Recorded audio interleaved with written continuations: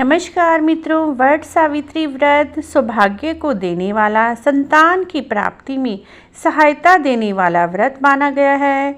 भारतीय संस्कृति में यह व्रत आदर्श नारी तत्व का प्रतीक माना गया है।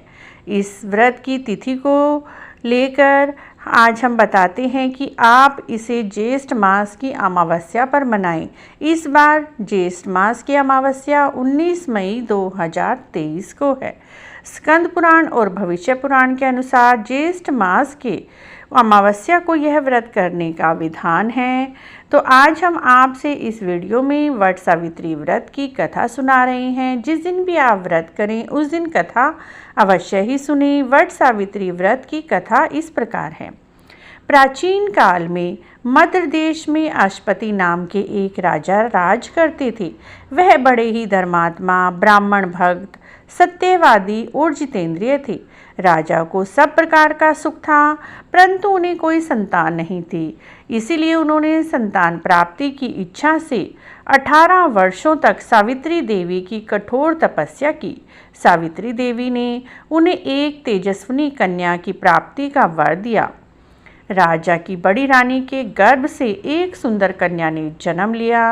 राजा ने उस कन्या का नाम सावित्री रखा। राजकन्या शुक्ल पक्ष के चंद्रमा की भांति दिनों दिन बढ़ने लगी। धीरे धीरे उसने युवावस्था में प्रवेश किया। उसके रूप और लावण्य को देखकर सभी उस पर मोहित हो जाते थे। जब राजा के विशेष प्रयास करने पर भी सावित्री के योग्य कोई वर नहीं मिला, तो उन्होंने एक दिन सावित्री से कहा, बेटी, अब तुम विवाह की योग्य हो गई हो, इसीलिए स्वयं अपने योग्य वर की खोज करो।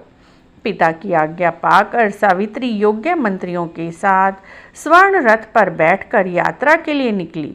कुछ दिनों तक ब्रह्म ऋषियों, राज ऋषियों के तपोवन की तीर्थों में भ्रमण करने के बाद वह राजमहल को लौट आई। उनके पिता के साथ देव ऋषि नारद को बैठे देखकर उन दोनों के चरणों में श्रद्धा से सावित्री ने प्रणाम किया।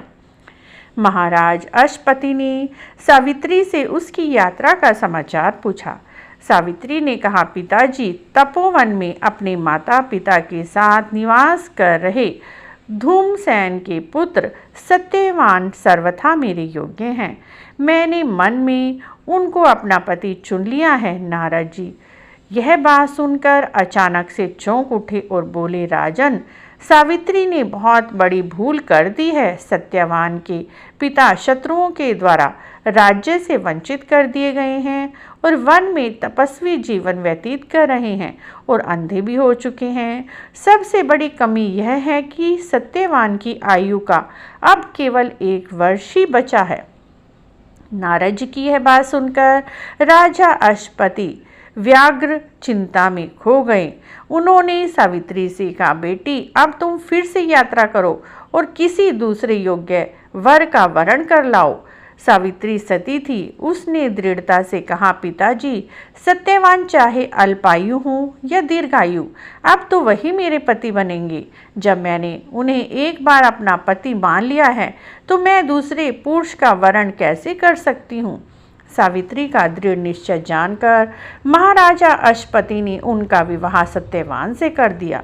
धीरे धीरे समय बीतता गया और वह दिन भी आया जिस दिन सत्यवान की मृत्यु निश्चित थी।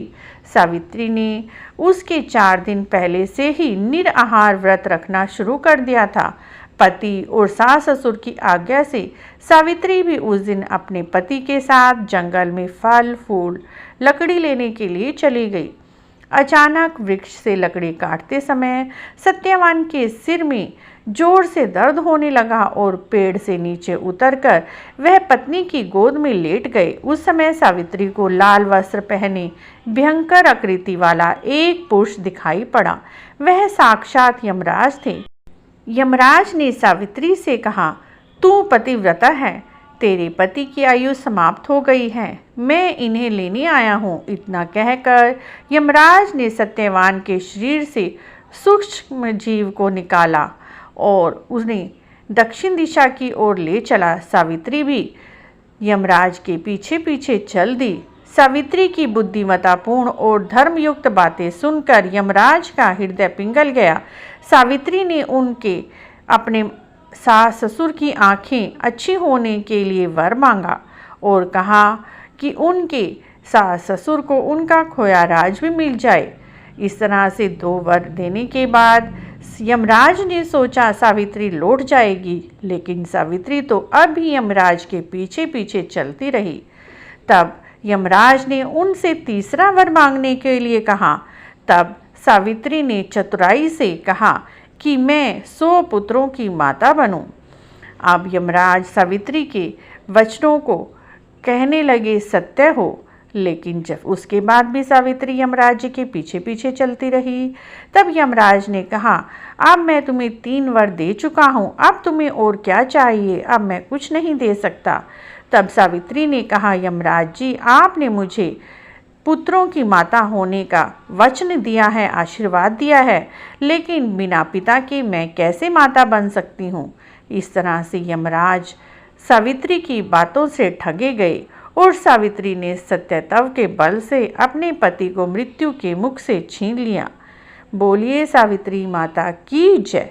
मित्रों, इस तरह वट सावित्री व्रत की महिमा अपरंपार है। जो भी इस व्रत को करता है उसके पति की आयु लंबी होती है और पति को अच्छा स्वास्थ्य मिलता है। आपको भी वट सावित्री व्रत की सत्यवान सावित्री की कहानी अच्छी लगी है तो प्लीज़ हमारे चैनल को जरूर सब्सक्राइब करें। वट सावित्री व्रत से संबंधित सभी वीडियो चैनल पर आ चुकी हैं, प्लेलिस्ट बनी हुई है, आप वहाँ पर जाकर वट सावित्री व्रत से संबंधित सारी जानकारी प्राप्त कर सकते हैं।